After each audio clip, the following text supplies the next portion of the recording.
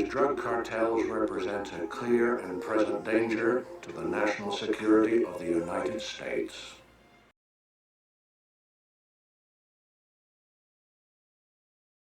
A clear and present danger to the national security interests of the United States. That's how President Trump is seeing it. And that's obvious. If you look at all the news coming out lately, all of it, it's clear the president is getting ready to make a move. As we all watch the Russian summit with Vladimir Putin, which I have a couple of things to say about. I think it was remarkable. I know the media is downplaying it, but it was more remarkable than they can possibly fathom. But this story, Trump administration eyes military action against drug cartels, U.S. official says. And this it's a Reuters story talking about how the New York Times is reporting that the Trump administration has given the go-ahead for military action against cartels in Central and Latin America.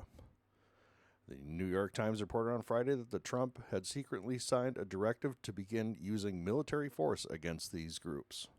A U.S. official speaking on the condition of anonymity confirmed the move, but said military action against the designated groups did not appear imminent, and it was unclear exactly what types of operations they would carry out.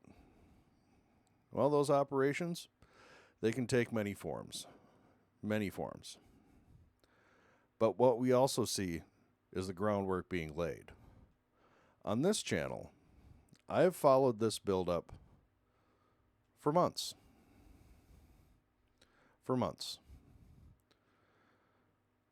Starting on Christmas Eve. Mexican-American War of the Future. In that video, I speculate that we are headed down a possible incursion, if not all-out war, in Mexico versus the cartels and probably against some Mexican military too, because nobody wants their country to be invaded. But again, on this channel, U.S. may send special operations to Mexico. Secretary of Defense confirms U.S. can strike Mexican drug cartels. U.S. spy plane off Mexico. U.S. Special Forces in Mexico. Reaper drones over Mexico. 3,000 troops and strikers ordered to the border with Mexico. U-2 spy planes now on patrol on the U.S. border. 2 United States destroyers, one in the Pacific, one in the Gulf of America, now on patrol. U.S. spy satellite being used on the U.S. border. The president orders the sealing of the U.S. border. And now we get this news. U.S. MQ-9 Reaper drone flies rare drug hunting mission in Mexico. Just outside Mexico City, as you can see, an MQ-9 Reaper Guardian with U.S. Customs and Border Patrol going up by the call sign Troy 701 was orbiting for several hours earlier today to the west of Mexico City near Vela de Bravo Reservoir in the state of Mexico. So we have drones with Border Patrol. Note, they're with Border Patrol. Flying missions in Mexico. This is the Mexican Secretary of State. And what he's saying is that they were requested. This is the fentanyl importation map. I don't even think that's really relevant right now. Mexico's president draws a red line. U.S. kinetic operations against drug cartels not welcome on her soil. They may not be welcome, but they're going to happen. I think at this point it is inevitable that they're going to happen. They've been predicted in satire and in real life for years. This is RoboCop.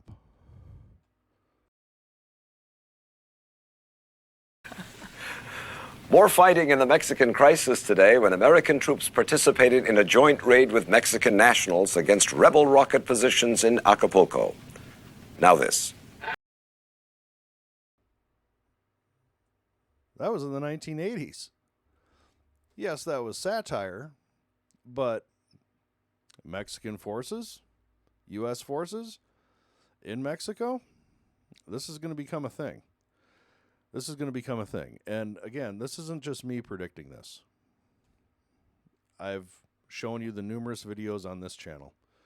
You can clearly see in the news that things are underway.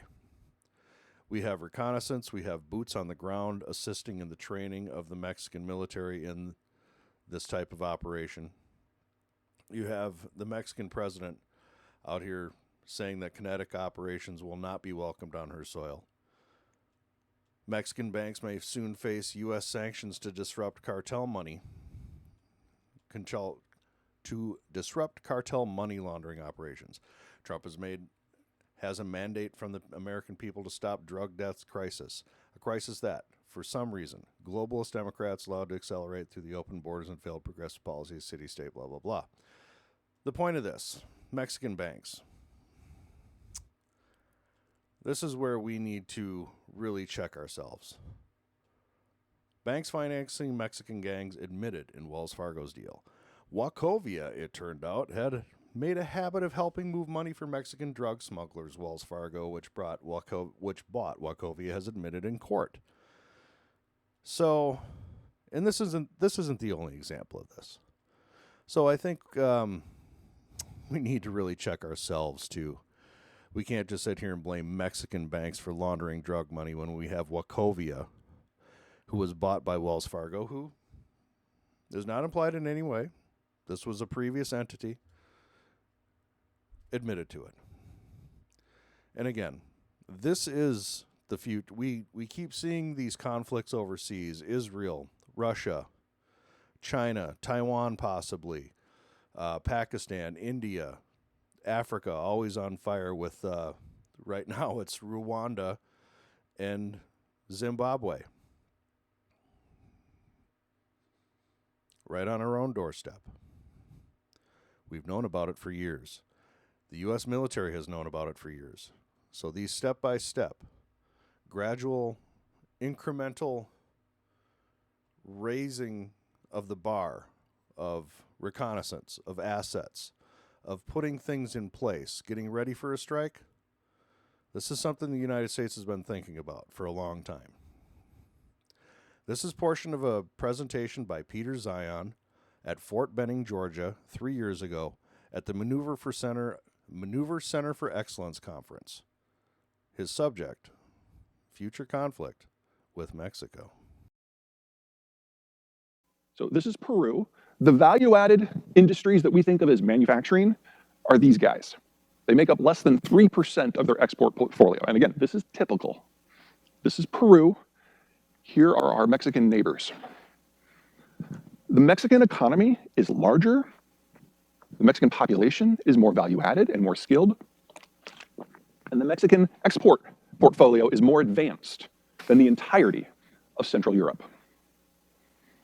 Mexico is the only country on the planet we need from an economic point of view. It's the only one we can't turn our backs on from an economic point of view. Think of Donald Trump. Think of what he said during his campaign the first time around about Mexico. Some very not nice things, I might add. Within a year, even he realized just how critical the relationship was. And the result, among other things, was NAFTA 2, and the friendliest bilateral relationship we have had with Mexico since its foundation as a republic in the 1800s. That relationship may not be as friendly today as it was at this time, but it is far more grounded and serious. The Mexican economy has grown in importance, and Peter will get into NAFTA 2 and other aspects. There are a lot of things about Donald Trump that I'm just like, oh, but wow, he was dead on that one. Which means that we need to pay attention to Mexico in a way we have not. This is the Mexican population structure. This is just a flat-out population density map. Take a look at Texas. And this is broadly what we think of in the United States when we think of normal. You have a dense population center surrounded by suburbs and then speckles of small towns beyond that. Why? Because it freaking rains in America. You can have small towns because that's where the farms base. But look at Mexico. You get sprawling cities in the 1,000 miles from the border south, and then nothing. You don't have the population density of a downtown core because it was never an entrepot system like we have in Dallas or Kansas City or Des Moines. They're isolated from one another. Now, from an economic point of view, that means that Mexican labor is in limited supply. There is no hinterland to draw upon. So the first movers who take advantage of Mexican labor are the only ones who really win. That's one of the reasons why we're seeing the greatest industrialization push in this country right now as industrialists relocate manufacturing plant from East Asia to North America. They're starting to realize that the Mexicans have become a precious resource. But it also means that you guys face a complication. Cartel control map. Now this is from 2015. You guys remember El Chapo? He was kind of badass in a terrifying way. El Chapo was not your normal kingpin. This is not The Sopranos. He didn't run a mob boss operation. He kind of ran a Korean-style conglomerate. He would bring in all of his regional commanders a couple of times a year, and they would compare notes. And he would lay down a few basic laws. Don't engage in petty crime. Don't steal widowers' pension checks. Don't mug people. We are drug smugglers. Focus on our core competency. And if you want to branch out, you have to clear it with me first. So people come in and say, well, what about methamphetamines? He's like, well, what about methamphetamines? He's like, well, we can get this from this and this from this, and we can run along the same routes to the same distributors in the United States. Approved. What about cocaine? He's like, we can't grow cocaine. Oh, but with a grant from USAID, we can do hybridization. We can probably grow some in Sinaloa.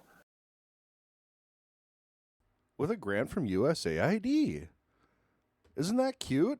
Did you just catch that? With a grant from USAID, we can probably hybridize it and we can grow it in Sinaloa.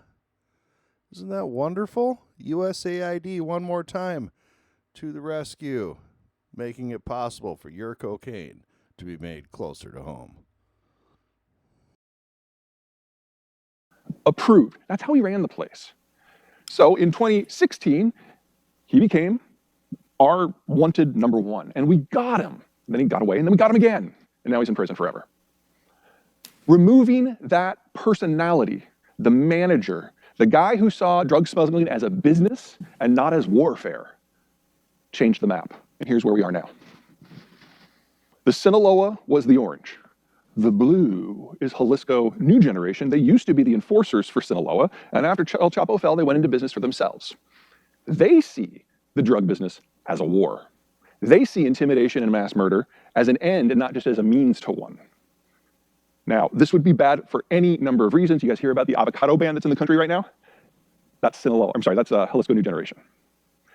They've expanded into parallel industries, agriculture, transport, tourism, local government, and they are the single biggest organized crime group in the world right now. But their presence north of the border is almost non-existent. But here are the plazas. You'll notice that they are now all split authority. Jalisco New Generation is challenging each pre-existing crime structure to get control of the plazas. American strategic policy on the drug war has kind of an echo of American strategic policy on Afghanistan. When we were in Afghanistan, if we saw two jihadist groups going at it, green on green action, we'd let them go. Not a problem for us. That's kind of how we've thought of the cartel wars. But if Jalisco New Generation gets control of a plaza, today Sinaloa, El Chapo's group, is the single largest crime group in the United States. Single largest. If Jalisco New Generation brings the Mexican drug war north of the border, we have a very different problem. And it's not a problem that law enforcement on this side of the border can solve. So whether you're looking at this from a demographic point of view, a drug point of view, a civil authority point of view, a strategic point of view, this is your next war. We haven't thought about how to fight it yet. The yellow is arid, the orange is desert, all this hash is verticality, roughly 1 mile above sea level. You know what I see when I look at that? Empty spaces, rugged terrain, dry terrain, an unsecurable border. This is Afghanistan. The same tool set that we use there, we're probably going to have to use in northern Mexico.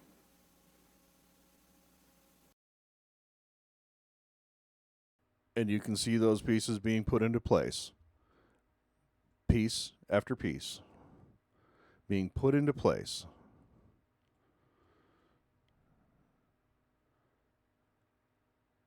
RQ-135s, Special Forces, MQ-9 Reaper drones, U-2 spy planes, destroyers, satellite, sealing of the border.